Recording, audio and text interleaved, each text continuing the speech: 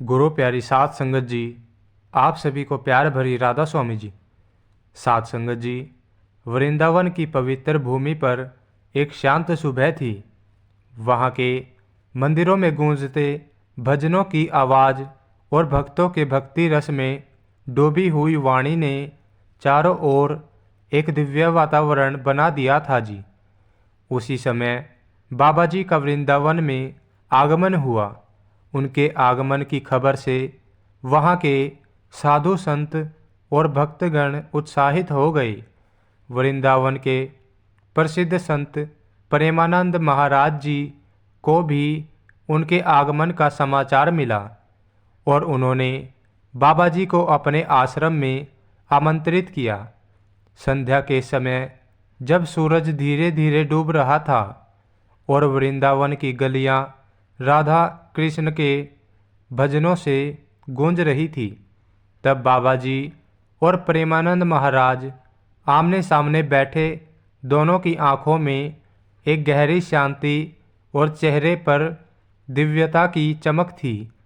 वहां बैठे भक्तों में सन्नाटा छा गया, मानो सबके कान सिर्फ इन दोनों महापुरुषों के वचनों को सुनने के लिए जागृत थे। प्रेमानंद महाराज ने गहरी सांस लेते हुए कहा, बाबा जी, आज का मनुष्य दौड़ भाग में इतना उलझ चुका है कि उसे अपनी आत्मा की पुकार सुनाई नहीं देती।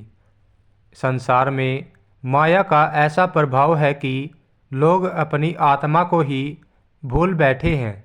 बाबा जी ने मुस्कुराते हुए उत्तर दिया, सच कहा महाराज, परंतु हमें इस अंधकार को दूर करने का प्रयास करना होगा। हमें उन्हें यह समझाना होगा कि ईश्वर कहीं बाहर नहीं बल्कि उनके भीतर ही है।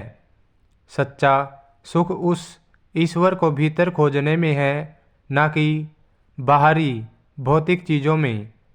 तब प्रेमानंद महाराज ने भक्तों की ओर देखते हुए कहा, ध्यान का असली अर्थ है कि हम अपने अहंकार को त्याग कर प्रेम और सेवा का मार्ग अपनाएं।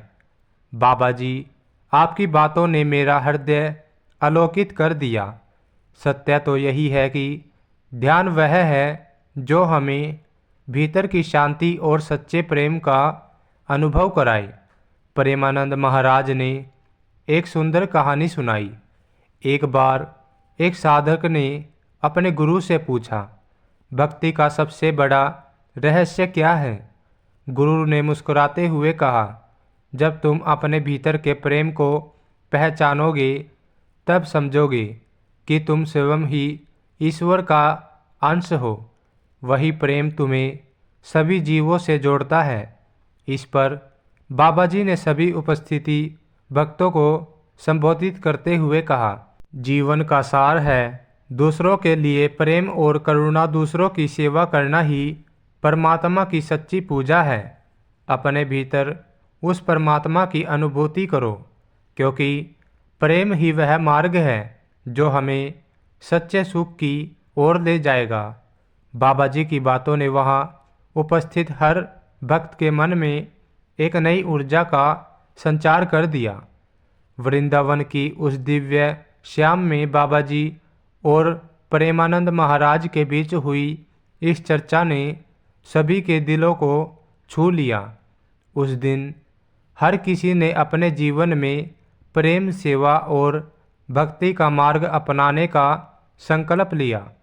साथ संगत जी, आज के लिए इतना ही। अगर आपको इस वीडियो से कुछ नया जानने को मिला हो तो इस वीडियो को लाइक ज़रूर करें जी।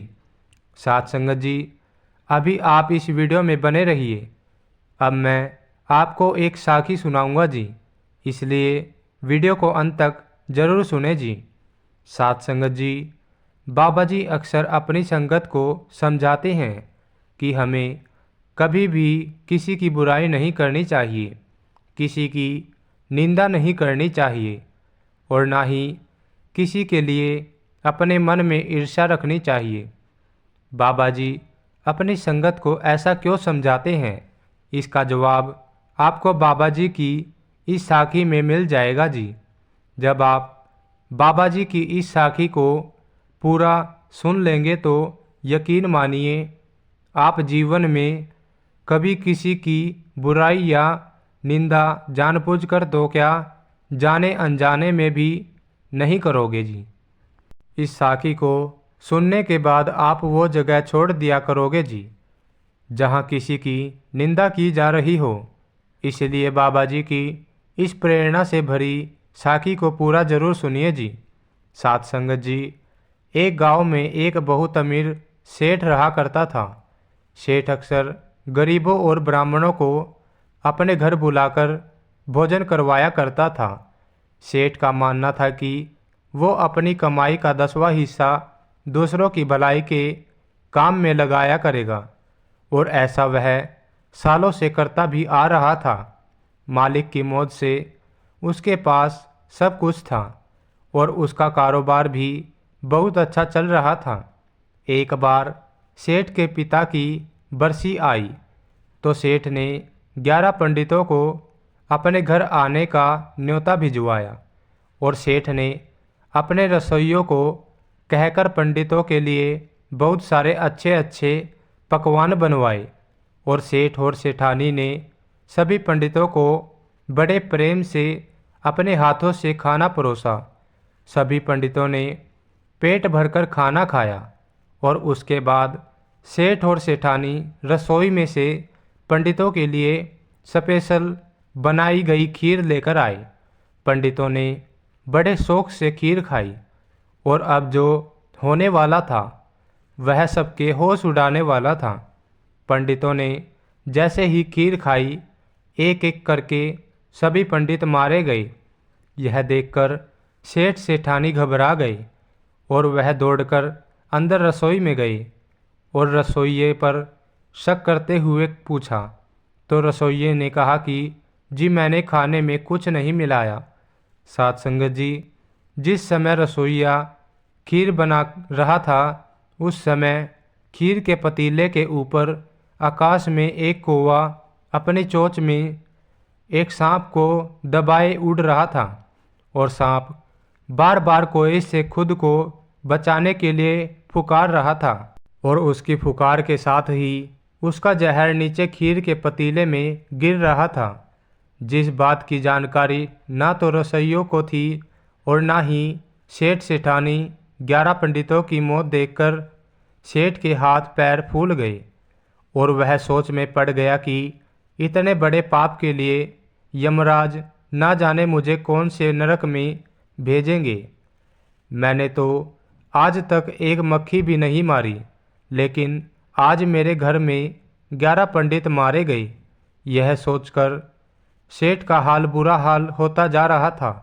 पूरे गांव को पता था कि सेठ ऐसा काम जानबूझकर नहीं कर सकता, क्योंकि सेठ बड़ा ही दयालु और दूसरों की मदद करने वाला इंसान है। इसलिए गांव वालों ने सेठ पर उंगली नहीं उठाई। लेकिन गांव में रहने वाले एक पति पत्नी सेठ से बहुत ज़्यादा ईर्ष्या रखते थे। वो सेठ से इसलिए जलते थे क्योंकि सेठ के पास बहुत पैसा था और सेठ गांव वालों की नज़र में धर्मात्मा बना हुआ था। साथ संगत जी, ऐसे ही एक एक करके दिन बीतने लगे, लेकिन सेठ अपने मन से इस घटना को भुला नहीं पा रहा था। फिर किसी ज्योतिषी ने सेठ को कहा कि सेठ जी, आपके घर 11 पंडित आपके खाने में गलती से मिले जहर की वजह से मारे गए। आप एक काम करो, आप 101 ब्राह्मणों को भोजन पर बुलाओ और उन्हें भोजन करवाओ। इससे आपसे अनजाने में यह जो पाप हो गया है यह आपके ऊपर से उतर जाएगा। सेठ ने उसी समय अपने आदमी को बहुत सारे ब्राह्मणों के घर भेजा और उन्हें अपने घर आने को आमंत्रित किया। जब सारे पंडित एक साथ मिलकर सेठ के घर जा रहे थे तो रास्ते में वही पति पत्नी जो सेठ से ईर्ष्या करते थे, उन्होंने देखा कि एक साथ इतने पंडित सेठ जी के घर जा रहे हैं। पति पत्नी ने पूछा तो उन्हें पता लगा कि यह सारे ब्राह्मण सेठ के घर भोजन पर जा रहे हैं। तो पति पत्नी एकदम से कहने लगे कि क्या आपको अपनी जिंदगी प्यारी नहीं है? पंडितों ने सुना तो वह डर गए और कहने लगे कि हम सेठ के घर भोजन करने जा रहे हैं, फांसी पर चढ़ने थोड़ी ना जा रहे हैं। तो पति पत्नी कहने लगे कि आप सब लोग ब्राह्मण लोग हो, इसलिए हमारा फर्ज बनता है आपको आगाह करें कि यह जो सेठ है यह ब्राह्मणों को अपने घर बुलाकर उन्हें खाने में जहर मिलाकर दे देता है और जिससे कि ब्राह्मण की मौत हो जाती है। कुछ समय पहले 11 ब्राह्मण को इस सेठ ने जहर देकर मार दिया था। यह सुनते ही ब्राह्मणों के होश उड़ जाते हैं और सभी ब्राह्मण उल्टे पैर वापस अपने घर की तरफ लौट जाते हैं। जब ब्राह्मण वापस लौटने लगते हैं तो पति पत्नी को बड़ी ही खुशी मिलती है। इधर सेठ ब्राह्मणों का इंतजार कर रहा होता है, लेकिन बहुत देर तक जब ब्राह्मण नहीं आते तो सेठ इतने सारे खाने को गांव वालों में बंटवा देता है। लेकिन सेठ के मन में 11 ब्राह्मणों की मौत वाली बात घर कर जाती है। उसको लगने लगता है कि ब्राह्मणों ने उसका निमंत्रण अस्वीकार कर दिया है, जिस वजह से सेठ बड़ा ही परेशान हो जाता है। उसके मन से वह पाप निकल नहीं पाता और अब 101 ब्राह्मणों के निमंत्रण अस्वीकार करने वाली बात से वह और भी दुखी हो जाता है।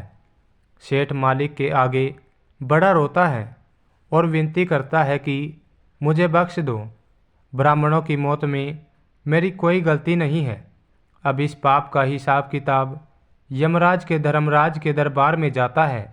धर्मराज पूरी बात को ध्यान से समझते हैं और कहते हैं कि इस पूरे खेल में सेठ की कोई गलती नहीं, क्योंकि सेठ ने तो ब्राह्मणों को सच्ची श्रद्धा के साथ भोजन पर आमंत्रित किया था, इसलिए सेठ इस पाप से मुक्त होता है।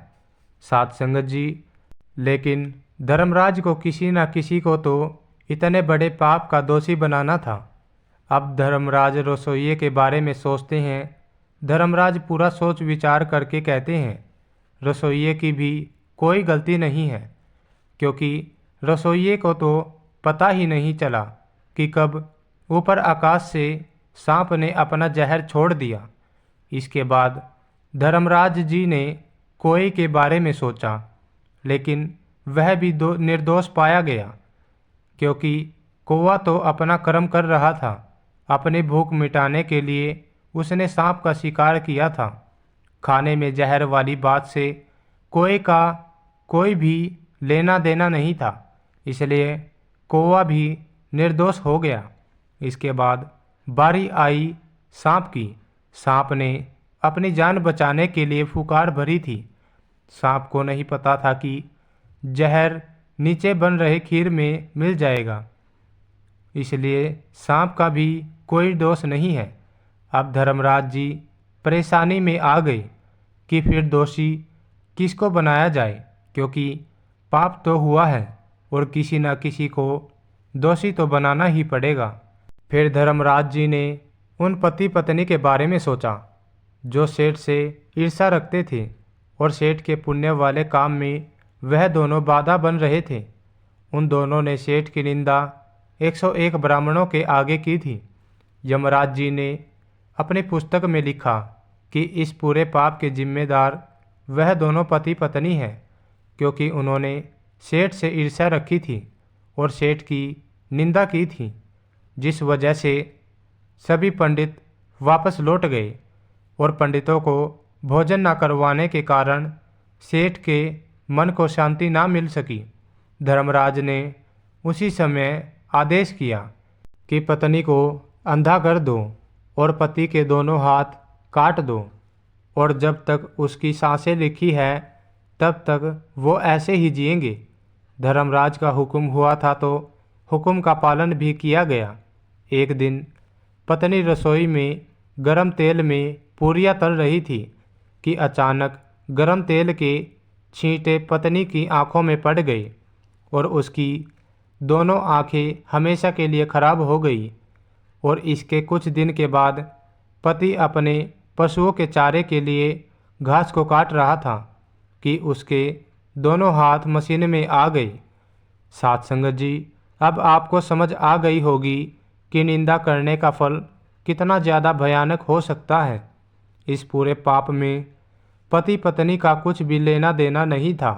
उन्होंने तो बस उस सेठ की थोड़ी सी निंदा की थी और मालिक ने पूरे पाप का दोषी ही पति पत्नी को ही बना दिया।